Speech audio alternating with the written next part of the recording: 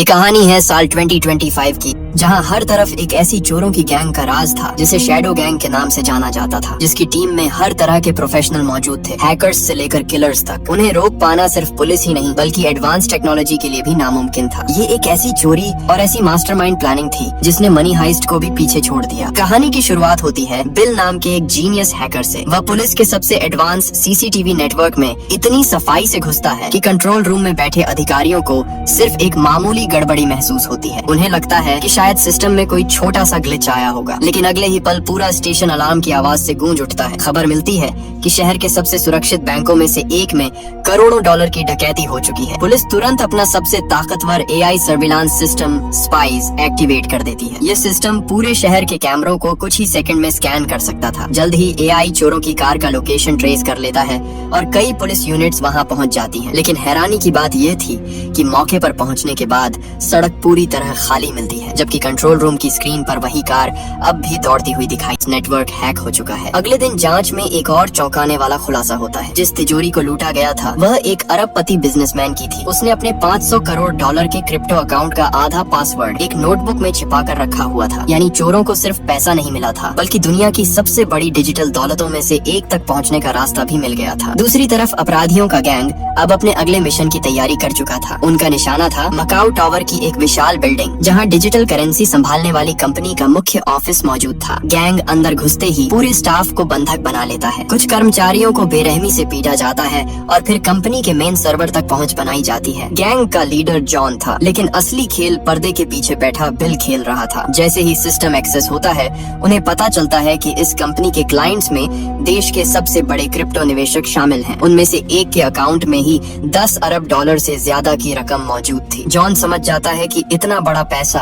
अपने साथ उतना ही बड़ा खतरा लेकर आता है, इसलिए वह इस जानकारी को छोड़ देने की सलाह देता है। लेकिन बिल अब लालच के उस मोड़ पर पहुंच चुका था जहां से वापसी मुश्किल थी। वह अपने साथी मैक्स को पूरा डेटा कॉपी करने का आदेश दे देता है। कुछ ही मिनटों में पूरा ऑफिस युद्ध का मैदान बन जाता है। पुलिस को हमले की सूचना मिल चुकी थी और अब बिल्डिंग की हर मंजिल को सील किया जा रहा था। उधर गैंग सर्वर से डेटा निकालकर तेजी से लिफ्ट की तरफ बढ़ती है। लेकिन सबसे दिलचस्प बात यह थी कि गैंग का लीडर जॉन बाकी साथियों के साथ नहीं था। वह नीचे लॉबी में एक कैफे के अंदर आराम से बैठा कॉफी पी रहा था ताकि किसी को उस पर शक न हो। मगर किस्मत उसके साथ नहीं थी। तभी एक महिला गलती से उसकी तस्वीर खींच लेती है। उस समय किसी ने इस बात पर ध्यान नहीं दिया, लेकिन यही फोटो आगे चलकर पूरे केस का सबसे बड़ा सबूत बनने वाली थी। उधर लिफ्ट के अंदर पुलिस और अपराधियों के बीच जबरदस्त भिड़ंत शुरू हो जाती है। इसी दौरान गैंग कैप्टन सैम को बंधक बना लेती है। अब बाकी अधिकारी गोली नहीं चला सकते थे। अपराधी इसी मौके का फायदा उठाकर सैम को साथ लेकर ऊपर की मंजिलों की तरफ भाग निकलते हैं। लेकिन सैम हार मानने वालों में से नहीं था। जैसे ही उसे मौका मिलता है वह दोबारा हमला कर देता है। कुछ देर तक वह अकेला ही 4 अपराधियों का सामना करता है, मगर संख्या ज्यादा थी। आखिरकार गैंग उसे काबू कर लेती है, हथकड़ी लगा देती है और सीधे बिल्डिंग की छत की तरफ बढ़ जाती है। पुलिस भी उनके पीछे पहुंचती है, लेकिन तब तक बहुत देर हो चुकी होती है। छत पर पहुंचते ही अपराधी ऐसा कदम उठाते हैं जिसकी किसी ने कल्पना तक नहीं की थी। वे सीधे टावर से छलांग लगा देते हैं। नीचे सैकड़ों फीट गहराई थी, लेकिन उनके पास स्पेशल पैराशूट मौजूद थे। इसी अफरा तफरी के बीच एक महिला नीचे गिरने वाली होती है। सैम अपनी जान की परवाह किए बिना उसे बचाने के लिए दौड़ पड़ता है। यही वजह थी कि अपराधी एक बार फिर उसकी पकड़ से निकल जाते हैं। इस बीच बिल ने बिल्डिंग का पूरा लिफ्ट सिस्टम भी हैक कर दिया था, इसलिए सैम के पास नीचे उतरने का कोई रास्ता नहीं बचता। मजबूर होकर वह एक जंपर केबल पकड़ता है और अपनी जान जोखिम में डालकर टावर से नीचे उतरने लगता है। किसी तरह वह बच जाता है, लेकिन दूसरी तरफ गैंग पहले ही शहर के दूसरे हिस्से की ओर निकल चुकी थी। कुछ देर बाद अपराधी एक बड़े होटल की छत पर लैंड करते हैं। उन्हें लगता है कि वे बच निकले हैं, लेकिन वहां पहले से पुलिस उनका इंतजार कर रही थी। गैंग अपने मास्क, हाई टेक गैजेट्स और चालाकी का इस्तेमाल करके पुलिस को भ्रमित कर देती है। कुछ ही मिनटों में वे होटल के अंदर गायब हो जाते हैं। दूसरी तरफ बिल होटल के सारे सिक्योरिटी कैमरों का डेटा मिटा देता है। अब पुलिस के पास न कोई फुटेज बची थी और न ही कोई डिजिटल सुराग। पहली बार उनका एआई सिस्टम पूरी तरह बेबस नजर आ रहा था। मजबूर होकर पुलिस को पुराने तरीके अपनाने पड़े। अधिकारियों ने अपने शरीर पर छोटे कैमरे लगाए और होटल के अंदर आम लोगों की तरह घूमना शुरू कर दिया। बाहर से यह सब सामान्य लग रहा था, लेकिन हर कैमरा लाइव फीड भेज रहा था, जिसे फेस रिकॉग्निशन सॉफ्टवेयर लगातार स्कैन कर रहा था। दूसरी तरफ जॉन भी कम चालाक नहीं था। वह हर कुछ मिनट बाद अपना भेष बदल रहा था। कभी वह टूरिस्ट बन जाता, कभी होटल स्टाफ और कभी सिक्योरिटी गार्ड। उसे पकड़ना लगभग नामुमकिन लग रहा था। तभी कैप्टन सैम की नजर एक चेहरे पर पड़ती है। वह मैक्स था। लिफ्ट वाली लड़ाई के दौरान सैम ने उसके कान की बाली खाली देखी थी और वही छोटी सी बात अब उसकी पहचान बन जाती है। सैम तुरंत उसका पीछा शुरू करता है, लेकिन मैक्स भीड़ में इस तरह गायब हो जाता है जैसे वह कभी वहाँ मौजूद ही नहीं था। इसी दौरान एआई सिस्टम एक ऐसे चेहरे को पकड़ लेता है जो उसके डेटाबेस में मौजूद ही नहीं था। पुलिस तुरंत उसके पीछे दौड़ पड़ती है, लेकिन यह भी जॉन की एक चाल थी। वह जानबूझकर एक अधिकारी से टकरा जाता है। कैमरा कुछ सेकंड के लिए धुंधला हो जाता है और बस उतना समय गैंग को बच निकलने के लिए काफी था। जब तक पुलिस दोबारा स्थिति संभालती, पूरा गैंग होटल से गायब हो चुका था। अगले दिन पुलिस स्टेशन में जिस अरबपति का क्रिप्टो अकाउंट लूटा गया था, वह गुस्से से आग बबूला हो चुका था। दूसरी तरफ पुलिस का सबसे आधुनिक एआई सिस्टम लगातार असफल साबित हो रहा था। तभी वरिष्ठ अधिकारी लारा एक ऐसा नाम लेती है जिसे सुनकर कमरे में सन्नाटा छा जाता है। वह कहती है कि अब उन्हें रिटायर्ड लेजेंड ऑफिसर वोंग को वापस बुलाना होगा। सैम इस बात पर हंस पड़ता है। उसे लगता है कि एक बूढ़ा आदमी इस हाईटेक दुनिया में आखिर क्या कर लेगा, लेकिन लारा उसे याद दिलाती है कि मशीनें पहले ही हार चुकी हैं। एआई अपराधियों के पीछे भाग रहा था, जबकि अपराधी उससे कई कदम आगे चल रहे थे। अब उन्हें ऐसे इंसान की जरूरत थी जो कंप्यूटर नहीं बल्कि इंसानी व्यवहार को पढ़ना जानता हो। कुछ समय बाद दो अधिकारी रॉक और हेलन वोंग को ढूंढने निकलते हैं। कभी वह पुलिस का सबसे खतरनाक अंडरकवर एजेंट हुआ करता था। उसकी फाइल बहादुरी और खतरनाक मिशनों की कहानियों से भरी पड़ी थी, लेकिन उसके अतीत पर एक ऐसा दाग भी था जिसने उसकी पूरी जिंदगी बदल दी थी। उसके पार्टनर की मौत, और वह पार्टनर कोई और नहीं बल्कि हेलन का पिता था। जब रॉक और हेलन वोंग को ढूंढते हुए उसके पास पहुंचते हैं, तब वह किसी खतरनाक मिशन पर नहीं बल्कि आराम से अपने कुत्ते को घुमा रहा होता है। पहली नजर में उसे देखकर कोई भी यकीन नहीं करता कि यही वह आदमी है जिसने कभी अपराधियों की दुनिया में डर का नाम कमाया था। हेलन उसका पीछा करते हुए एक कैफे तक पहुँचती है और स्टूडेंट बनकर उससे बातचीत करने की कोशिश करती है, लेकिन अगले ही पल वोंग खुद उसकी टेबल पर आकर बैठ जाता है। वह मुस्कुराते हुए कहता है, पूरा दिन मेरा पीछा कर रही हो, कम से कम थोड़ा प्रोफेशनल तो बनो। हेलन हैरान रह जाती है, लेकिन असली झटका तब लगता है जब पता चलता है कि वोंग बिना किसी को एहसास हुए रॉक का पुलिस बैज भी चुरा चुका था। यानी उम्र भले बढ़ गई थी, लेकिन उसकी नजर और दिमाग आज भी पहले जितने खतरनाक थे। कुछ समय बाद वोंग पुलिस स्टेशन पहुंचता है और केस से जुड़ी सारी फुटेज देखने लगता है, जहां एआई सिस्टम लाखों वीडियो स्कैन करके भी ज्यादा कुछ नहीं निकाल पाया था। वहीं वोंग सिर्फ कुछ मिनटों में कई अहम सुराग ढूंढ लेता है। उसके अनुसार हर अपराधी किसी न किसी पल कैमरे की तरफ जरूर देखता है। वह ये चेक करता है कि कैमरा चालू है या नहीं, और यही छोटी सी आदत अक्सर उसकी पहचान बन जाती है। फुटेज को बार बार देखने के बाद वोंग पूरे गैंग के कई सदस्यों को पहचान लेता है। दूसरी तरफ जॉन अपने ठिकाने पर बिल से बेहद नाराज था। उसकी लालच की वजह से पूरा मिशन लगभग फेल हो चुका था और अब पहली बार उनका चेहरा कैमरों में कैद हो गया था। जॉन उसे बुरी तरह पीटता है और चेतावनी देता है कि अगर वे पकड़े गए तो उसकी वजह सिर्फ बिल होगा। लेकिन बिल अब रुकने वाला नहीं था। उसने एक और भी बड़ा प्लान तैयार कर लिया था। उसे विश्वास था कि अगर यह आखिरी मिशन सफल हो गया तो पूरा गैंग हमेशा के लिए अरबों डॉलर लेकर गायब हो सकता है। जब मैक्स दोनों के बीच झगड़ा रोकने की कोशिश करता है तो जॉन गुस्से में उसे भी धक्का दे देता है। हालात इतने खराब हो जाते हैं कि बाकी गैंग को बीच में आकर मामला शांत कराना पड़ता है। उधर पुलिस स्टेशन में वोंग लगातार तस्वीरें और स्क्रीनशॉट्स देख रहा था। तभी उसकी नजर बार बार एक लंबे कोट वाले रहस्यमयी आदमी पर पड़ती है। फिर उसे वह फोटो दिखाई जाती है जो होटल में एक महिला ने गलती से खींची थी। अब वोंग को यकीन हो जाता है कि यह आदमी कोई साधारण अपराधी नहीं है। अचानक उसे एक पुराना नाम याद आता है, शैडो, एक ऐसा पूर्व एजेंट जिसने कभी दुनिया की सबसे खतरनाक असैसिनेशन यूनिट में काम किया था और फिर गायब हो गया था। शैडो का नाम सुनते ही वोंग समझ जाता है कि यह कोई साधारण गैंग नहीं है। वह तुरंत एक नई सर्विलांस यूनिट बनाने का आदेश देता है, लेकिन उसे जल्द ही पता चलता है कि पुलिस अब लगभग पूरी तरह एआई सिस्टम पर निर्भर हो चुकी है। पुराने जमाने वाली अंडरकवर और निगरानी टीम सालों पहले खत्म कर दी गई थी। यानी जिन तरीकों से वोंग ने अपना नाम बनाया था वे अब पुलिस फोर्स में लगभग खो चुके थे। अगले दिन जिम में हेलन ट्रेनिंग कर रही होती है। तभी कुछ पुलिस अधिकारी उसका मजाक उड़ाने लगते हैं। उनका कहना था कि वह पुलिस बनने के लिए बहुत छोटी और कमजोर है। पहले तो हेलन उन्हें नजरअंदाज करती है, लेकिन जब बातें हद पार कर जाती हैं तो उसका गुस्सा फूट पड़ता है। कुछ ही सेकंड में वह सामने वाले अधिकारी को जमीन पर गिरा देती है। पूरा जिम हैरानी से उसे देखता रह जाता है। दूर खड़ा वोंग भी यह सब देख रहा था। बाद में वह हेलन के पास आता है और कहता है, आज तुमने मेरा सम्मान जीत लिया। उसी रात वोंग अकेला छत पर बैठा अपने पुराने साथी को याद कर रहा होता है। वही साथी जो कभी उसका सबसे अच्छा दोस्त था और जो एक मिशन के दौरान मारा गया था। और वह आदमी कोई और नहीं बल्कि हेलन का पिता था। मन ही मन वह अपने दोस्त से वादा करता है कि इस बार वह उसकी बेटी को कुछ नहीं होने देगा। अगले दिन नई सर्विलांस टीम की ट्रेनिंग शुरू होती है। वोंग उन्हें सिखाता है कि असली अंडरकवर अधिकारी कैसे सोचता है, कैसे चलता है, कैसे लोगों के बीच घुल मिल जाता है और सबसे जरूरी बात, कैसे बिना ध्यान खींचे हर छोटी से छोटी चीज को नोटिस करता है। उसके अनुसार सबसे बड़ा नियम था, कभी पुलिस वाले की तरह मत दिखो। टीम के सदस्य सड़क पर उतरते हैं। कोई अखबार पढ़ रहा था, कोई कॉफी पी रहा था,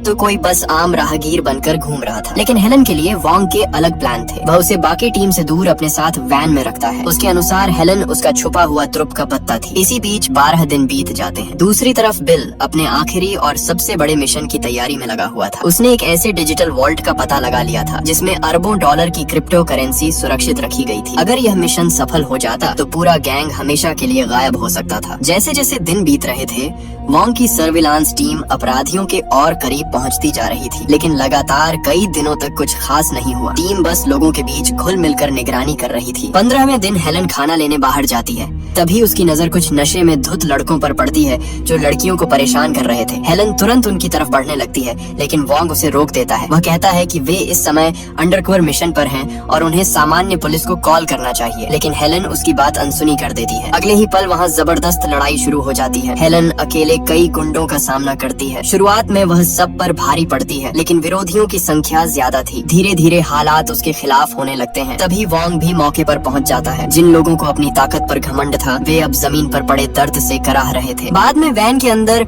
वॉन्ग हेलन को जमकर डांटता है। उसके अनुसार उसने पूरे मिशन को खतरे में डाल दिया था। लेकिन हेलन का जवाब भी साफ था। वह कहती है कि अगर पुलिस होते हुए भी वे लोगों की मदद नहीं कर सकते तो ऐसी निगरानी का क्या फायदा। पहली बार दोनों के बीच गंभीर बहस हो जाती है और तभी वॉन्ग फैसला करता है कि अब समय आ गया है उसे पूरी सच्चाई बताने का। वॉन्ग बताता है कि सालों पहले वह और हेलन के पिता 8 महीने तक अंडरकवर मिशन पर थे। एक दिन उन्होंने कुछ अपराधियों को एक बच्चे का अपहरण करते देखा। नियमों के मुताबिक उन्हें चुप रहना चाहिए था, लेकिन वॉन्ग खुद को रोक नहीं पाया। वह सीधे लड़ाई में कूद पड़ा। अपराधियों ने उसे बुरी तरह घायल कर दिया और लगभग मार ही डाला था। तभी हेलन के पिता उसे बचाने के लिए सामने आए। उन्होंने वॉन्ग की जान तो बचा ली, लेकिन खुद वापस नहीं लौट सके। ये कहानी सुनते ही हेलन की आंखें भर आती हैं। दूसरी तरफ वॉन्ग की आवाज भी भारी हो जाती है। वह कहता है कि एक पुलिस अधिकारी का सबसे कठिन काम गोली चलाना नहीं, बल्कि सही समय का इंतजार करना होता है, क्योंकि एक गलत फैसला सिर्फ मिशन नहीं, किसी की जिंदगी भी छीन सकता है। लेकिन उसी वक्त किस्मत उन्हें एक बड़ा मौका देने वाली थी। मार्केट में भीड़ के बीच वॉन्ग की नजर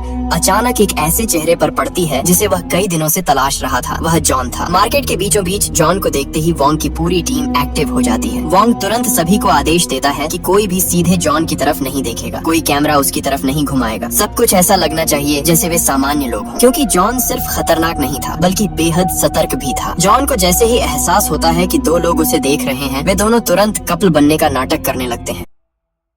वॉन्ग समझ जाता है कि महीनों की मेहनत आखिर रंग लाने लगी है। पूरी टीम बिना शक पैदा किए उसका पीछा करती रहती है। धीरे धीरे वे पता लगा लेते हैं कि जॉन किस बिल्डिंग में दाखिल हुआ है, लेकिन तभी हेलन खुद अंदर जाने का फैसला कर लेती है। यह कदम बेहद जोखिम भरा था। जॉन की नजर उस पर पड़ जाती है और उसे हल्का सा शक होने लगता है। वह धीरे से अपनी जेब में हाथ डालकर चाकू तैयार कर लेता है। उधर वॉन्ग दूर बैठा फुटेज देख रहा था। कुछ ही सेकंड में उसे समझ आ जाता है कि जॉन ने हेलन को नोटिस कर लिया है। वह तुरंत बिल्डिंग के अंदर पहुंचता है और बिना समय गंवाए हेलन का पिता बनने का नाटक शुरू कर देता है। इतना ही नहीं, वह बहाने से हेलन के कान में लगा ब्लूटूथ डिवाइस भी निकाल देता है ताकि जॉन को कोई शक न हो। फिर वह आराम से जॉन के पास बैठ जाता है और ऐसे बातचीत करने लगता है जैसे वे पहली बार मिले हों। बातों बातों में वॉन्ग जॉन को एक सेब ऑफर करता है। देखने में यह एक सामान्य सेब था, लेकिन उसके अंदर एक छोटा कैमरा छिपा हुआ था। जैसे ही जॉन सेब लेता है, कैमरा उसके चेहरे की बिल्कुल साफ तस्वीर कैप्चर कर लेता है। पुलिस को उसका अब तक का सबसे क्लियर शॉट मिल चुका था। हालांकि खेल अभी खत्म नहीं हुआ था। जॉन अब भी सतर्क था और उन पर नजर रखे हुए था। इसलिए वॉन्ग पास के एक फ्लैट का ताला तोड़कर अंदर घुस जाता है और वहां रहने वाली महिला को शांत कराता है। इसी दौरान लिफ्ट में पहले से लगाए गए छोटे कैमरे की मदद से टीम को पता चल जाता है कि जॉन किस मंजिल पर उतरा था। रॉक तुरंत उस फ्लोर पर और कैमरे इंस्टॉल करता है। कुछ ही देर में उन्हें सबसे बड़ी जानकारी मिलती है। जॉन का ठिकाना अपार्टमेंट नंबर 82 का पता चलते ही वॉन्ग समय बर्बाद नहीं करता। सड़क के दूसरी तरफ एक फ्लैट किराए पर लिया जाता है, जहाँ से जॉन की हर गतिविधि पर नजर रखी जा सके। टीम घंटों तक दूरबीन और कैमरों के जरिए जॉन को देखती रहती। कभी वह बाहर निकलता, कभी घंटों तक कमरे में बंद रहता। लेकिन सबसे अजीब बात यह थी कि वह कोई बड़ी तैयारी करता हुआ दिखाई नहीं देता था। जॉन के कचरे की भी जांच शुरू कर दी जाती है। एक दिन टीम को फटे हुए सुडोकू पजल्स का ढेर मिलता है। पहली नजर में वे सिर्फ पुराने कागज लगते हैं, लेकिन वॉन्ग को यकीन था कि उनके पीछे कोई राज छिपा है। समस्या यह थी कि टीम का कोई सदस्य उन पजल्स का मतलब नहीं समझ पा रहा था। दूसरी तरफ जॉन अपने कमरे में आराम से बैठा बबल रैप फोड़ता रहता था। कुछ दिनों बाद वॉन्ग अपनी नई पहचान के साथ जॉन के और करीब पहुंचने की कोशिश करता है। वह पड़ोसी बनने का नाटक करता है। मार्केट में दोनों की मुलाकात होती है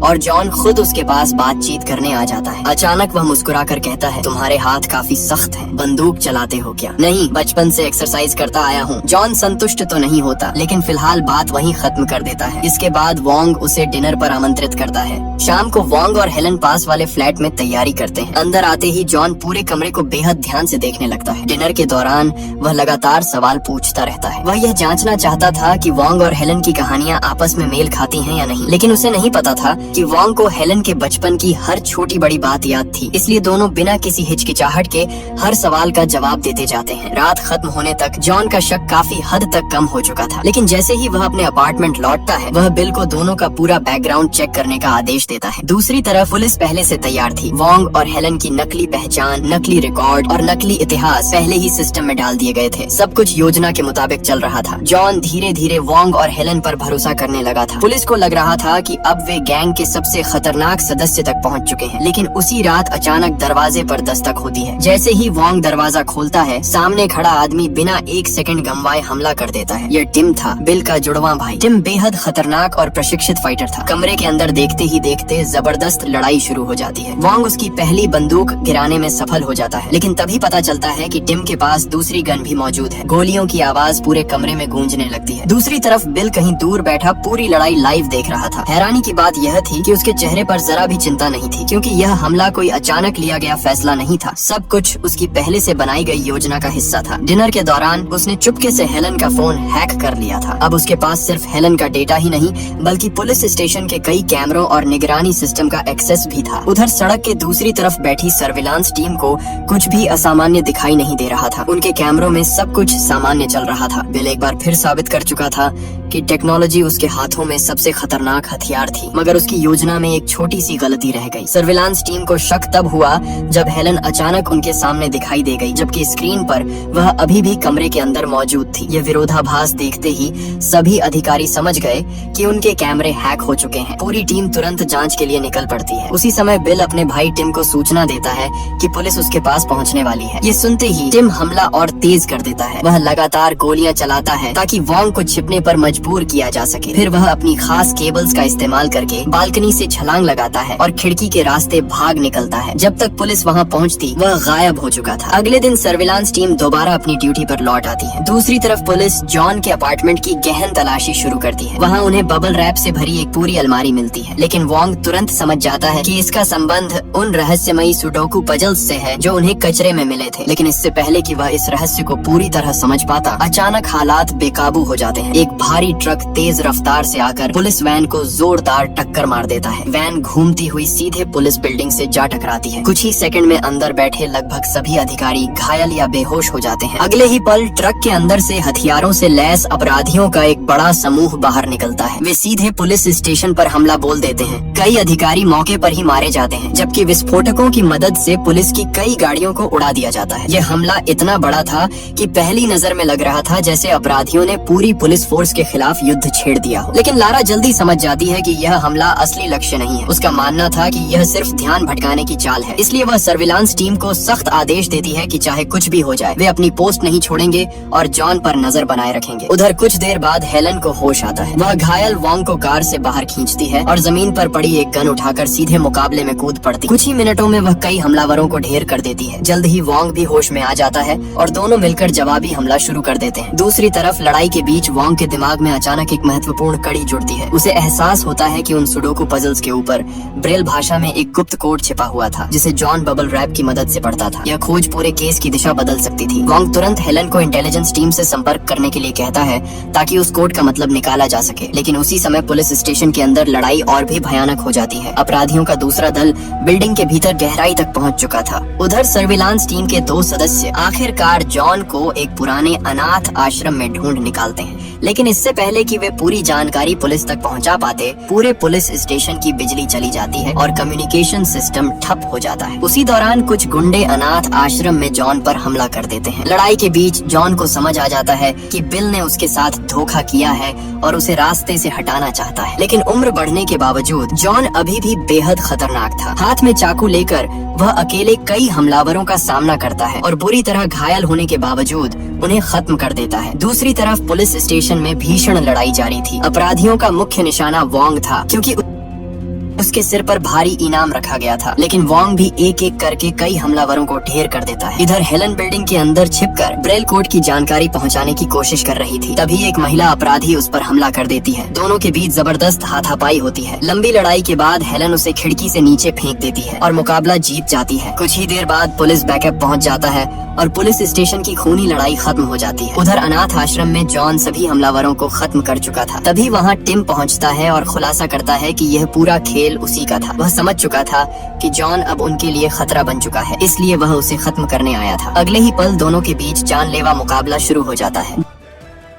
दोनों बराबरी के फाइटर थे। लड़ते लड़ते वे एक खिड़की तोड़कर नीचे जा गिरते हैं। तभी टिम को एहसास होता है कि उसके पेट में चाकू घुस चुका है। वह आखिरी बार हमला करने की कोशिश करता है, लेकिन जॉन उसी के हथियार से उसे खत्म कर देता है। इस तरह बिल अपने सबसे भरोसेमंद साथी और भाई को हमेशा के लिए खो देता है। इसी बीच पुलिस अनाथ आश्रम को चारों तरफ से घेर लेती है। दूसरी तरफ अपने भाई की मौत की खबर सुनकर बिल पूरी तरह टूट जाता है। अब उसके पास सिर्फ एक ही रास्ता बचा था, अपनी आखिरी और सबसे बड़ी योजना को अंजाम देना। टिम की मौत के बाद बिल समझ जाता है कि अब खेल उसके हाथों से निकलता जा रहा है, लेकिन जाने से पहले वह अपनी आखिरी चाल चल देता है। दूसरी तरफ लारा वोंग और हेलन को बताती है कि पिछले हमले के बाद करोड़ों डॉलर की क्रिप्टो करेंसी सुरक्षा के लिए पुलिस के डिजिटल वॉल्ट में ट्रांसफर कर दी गई थी। सुनने में यह फैसला सुरक्षित लगता था, लेकिन असली खतरा अभी सामने आना बाकी था। जब पुलिस वॉल्ट की जांच करती है तो सबके पैरों तले जमीन खिसक जाती है। तिजोरी पूरी तरह खाली थी। जांच में पता चलता है कि असली चोर पुलिस स्टेशन पर हुए हमले के दौरान बैकअप टीम का भेष बनाकर अंदर घुसे थे, जबकि सभी अधिकारी घायल लोगों को बचाने और लड़ाई में व्यस्त थे। उसी दौरान उन्होंने आराम से पूरी डिजिटल दौलत साफ कर दी। उधर अनाथ आश्रम के मलबे के बीच से जॉन जिंदा बाहर निकल आता है। अपने आसपास तबाही और टिम की लाश देखकर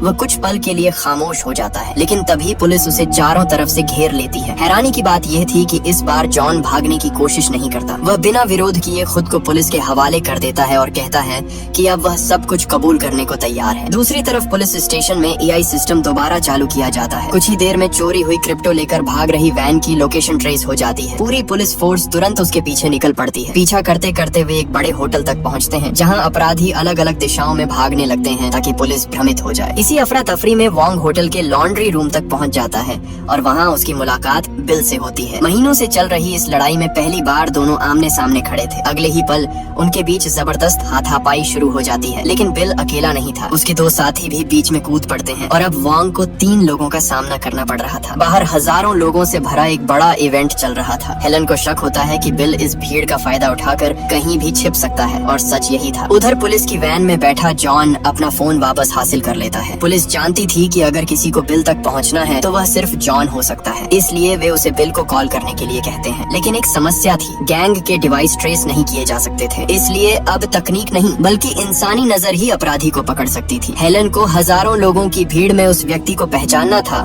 जो फोन पर बात कर रहा होगा। इधर होटल के लॉन्ड्री रूम में वोंग अभी भी बिल के साथियों से लड़ रहा था। बड़ी मुश्किल से वह एक अपराधी को बेहोश करता है और दूसरे को वॉशिंग मशीन के अंदर बंद कर देता है। दूसरी तरफ बिल को एहसास हो जाता है कि पुलिस उसके लिए जाल बिछा रही है, इसलिए वह तुरंत अपनी जगह बदल देता है। लेकिन उसी समय हेलन को वोंग की एक पुरानी बात याद आती है। अपराधी अनजाने में बार बार कैमरे की तरफ देखते हैं। भीड़ के बीच हेलन की नजर एक आदमी पर टिक जाती है। वह बार बार आसपास लगे कैमरों और लोगों को देख रहा था। उसे शक हो जाता है कि यही बिल है, लेकिन इससे पहले कि वह अपनी टीम को पूरी जानकारी दे पाती, हालात अचानक बदल जाते हैं। जॉन मौका देखकर पुलिस वालों पर हमला कर देता है। वह गैस ग्रेनेड फेंकता है और अफरा तफरी का फायदा उठाकर वहाँ से भाग निकलता है। उधर रॉक हेलन को ढूंढकर अपना ईयर पीस देता है ताकि वह बाकी टीम के संपर्क में रह सके। लेकिन कुछ देर बाद जब बिल ट्रेन स्टेशन की तरफ भाग रहा होता है, रॉक अकेले उसका पीछा करने लगता है। दुर्भाग्य से रास्ते में उसकी मुलाकात जॉन से हो जाती है। जॉन बिना चेतावनी दिए उस पर हमला करता है और चाकू से वार कर देता है। रॉक वहीं गिर जाता है। इतने लंबे समय तक टीम का हिस्सा रहा यह अधिकारी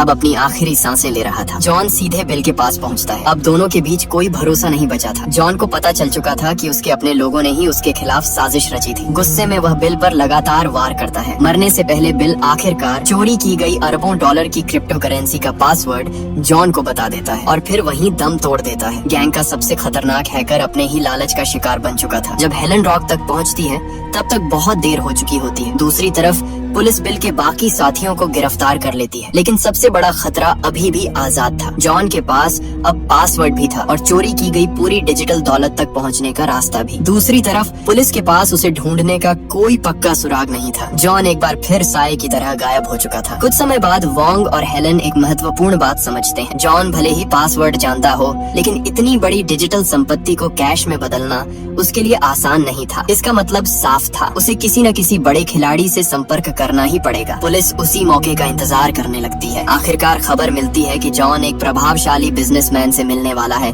जिसके जरिए वह चोरी की गई क्रिप्टो का सौदा करना चाहता है। हेलन तुरंत उसका पीछा शुरू करती है। मुलाकात एक शांत टी हाउस में होने वाली थी। बाहर सब कुछ सामान्य दिखाई दे रहा था, लेकिन अंदर एक खतरनाक खेल चल रहा था। जॉन हमेशा की तरह सतर्क था। कुछ ही मिनटों में उसे एहसास हो जाता है कि कोई उसका पीछा कर रहा है, और वह कोई और नहीं बल्कि हेलन थी। अब दोनों एक बार फिर आमने सामने थे, लेकिन इस बार वोंग ने भी पूरी तैयारी कर रखी थी। वह पहले से जानता था कि जॉन सीधे जाल में नहीं फंसेगा, इसलिए उसने पूरे इलाके में अपनी टीम तैनात कर दी थी। जैसे ही जॉन बाहर निकलने की कोशिश करता है, उसे चारों तरफ से घेरा जाने लगता है, लेकिन जॉन आसानी से हार मानने वालों में से नहीं था। वह आखिरी बार भागने की कोशिश करता है और इसी दौरान उसकी टक्कर वोंग से हो जाती है। दोनों के बीच एक अंतिम मुकाबला शुरू होता है। कुछ देर तक दोनों बराबरी से लड़ते हैं, लेकिन इस बार हालात बदल चुके थे। जॉन के पास भागने का कोई रास्ता नहीं था। आखिरकार वोंग उसे काबू कर लेता है और पुलिस उसे गिरफ्तार कर लेती है। वर्षों तक कानून से बचता रहा शैडो आखिरकार गिर चुका था। फिल्म के अंत में चोरी की गई क्रिप्टो करेंसी बरामद कर ली जाती है। जॉन जेल पहुंच जाता है, जबकि वोंग और हेलन अपने मिशन को पूरा कर चुके होते हैं। हेलन अब सिर्फ एक युवा अधिकारी नहीं रह जाती, बल्कि वह वही सबक सीख चुकी होती है